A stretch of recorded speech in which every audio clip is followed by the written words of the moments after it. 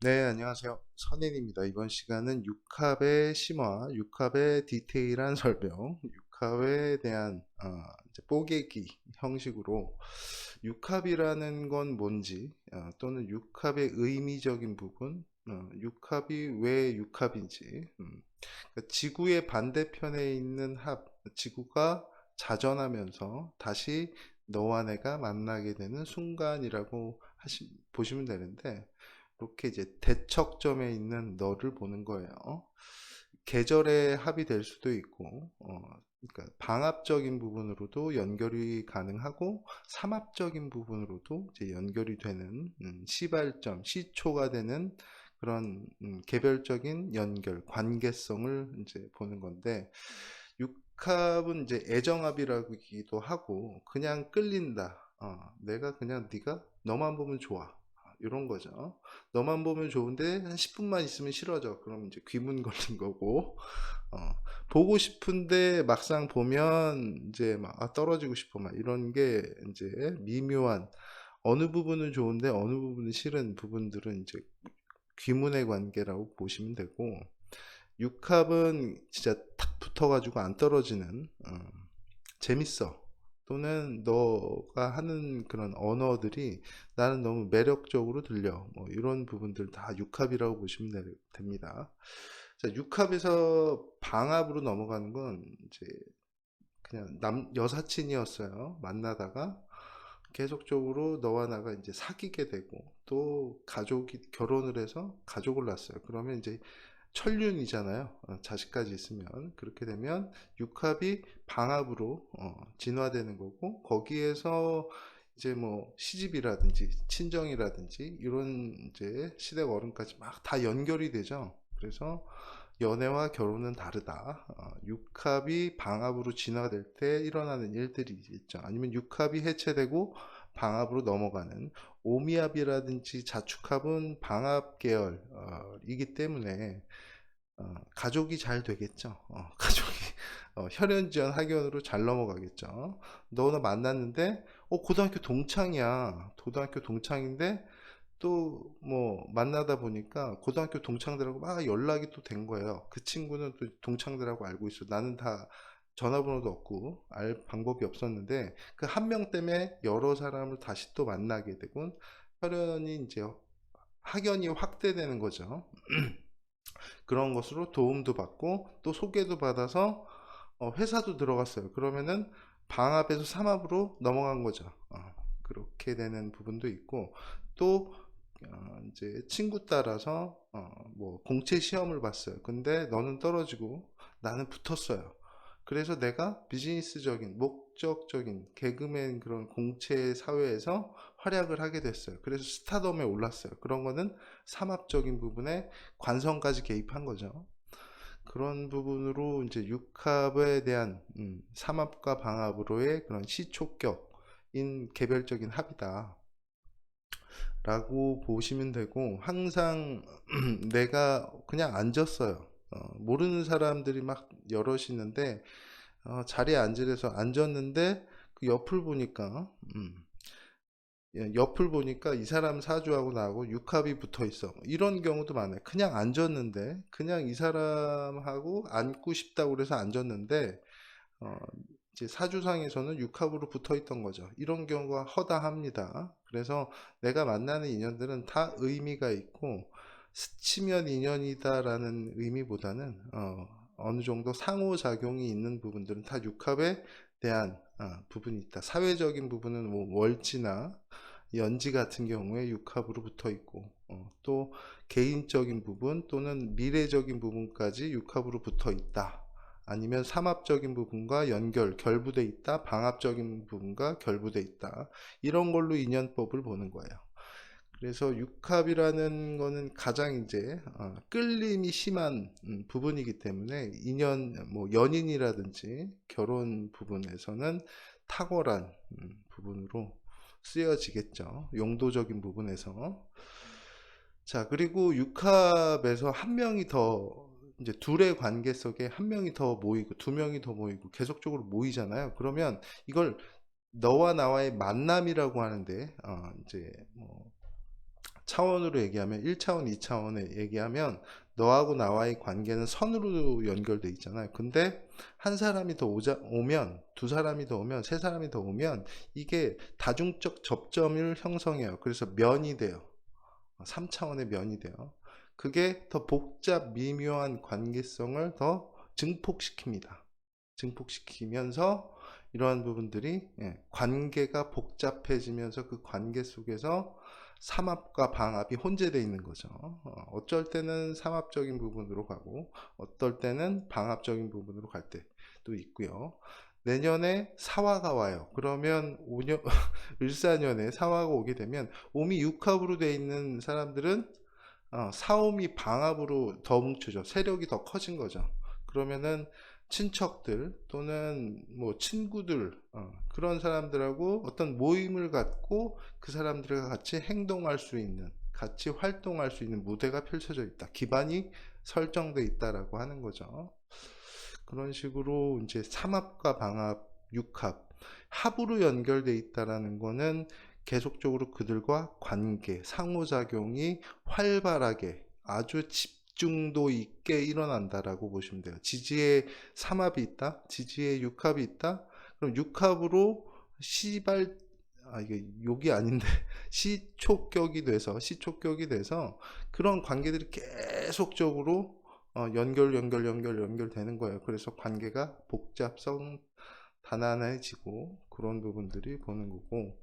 자, 근데 육합을 방해하는 부분들은 이게 긍정적일 수 있습니다. 왜냐하면 육합이라는 너와 나의 관계만 계속 지속되다가 새로운 관계가 들어와요. 그러면 너와 나와의 만남을 줄여가면서 다른 쪽에 포커싱이 되겠죠.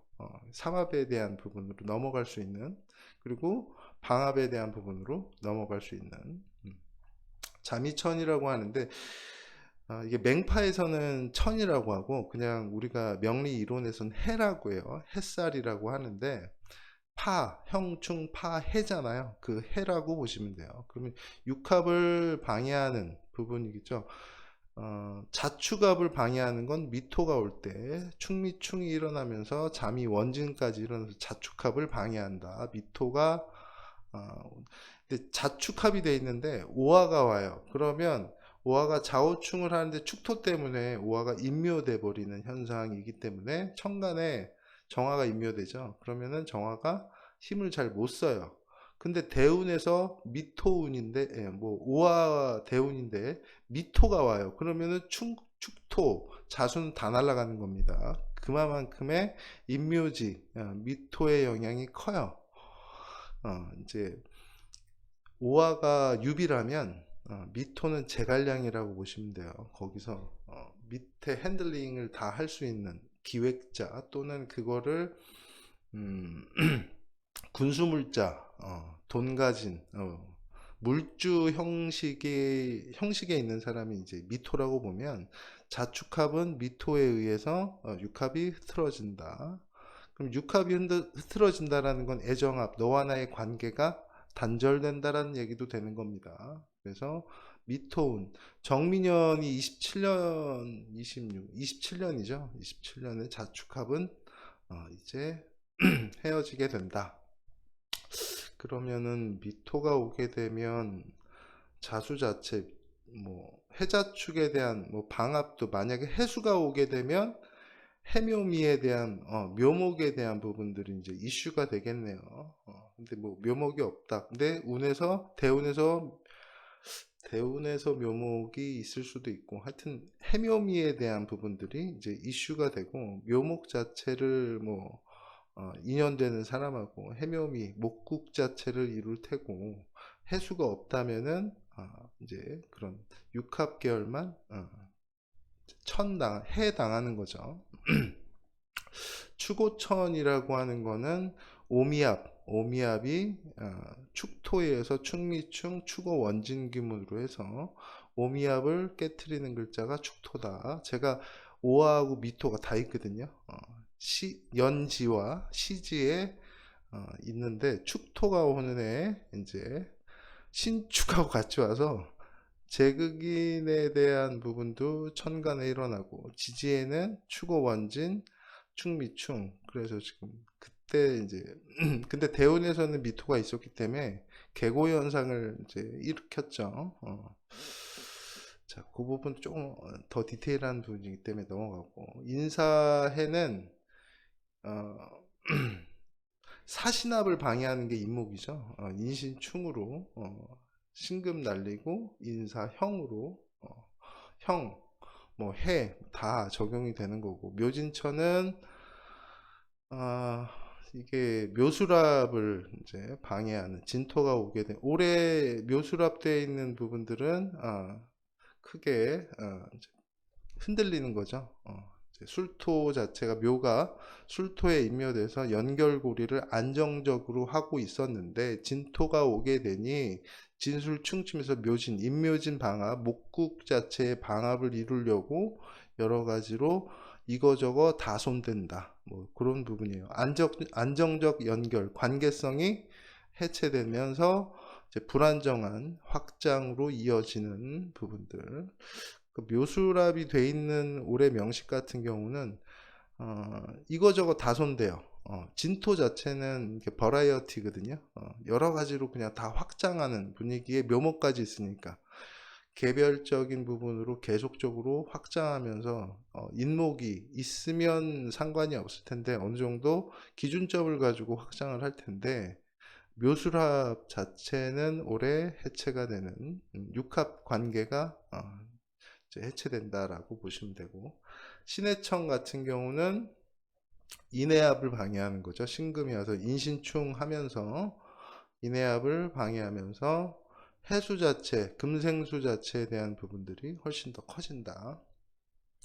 유술천 같은, 유술해 같은 경우는 묘수랍을 방해하는 부분들이 이제 유금이어서 묘유충이 일어나서, 유술천은 진유합을 방해하는 거죠. 진유합을 방해하는 부분이 술토가 와서 진유합을 방해하면서, 야, 니네 이제 관계 끝내. 너는 우리랑 같은 혈연전 학연 아니야. 방합으로 유도하는 거죠. 육합을 방해하고, 그런 식으로 보시면 되고, 육합 자체에서는 자축합과 오미합은 이제 방합 계열이고요.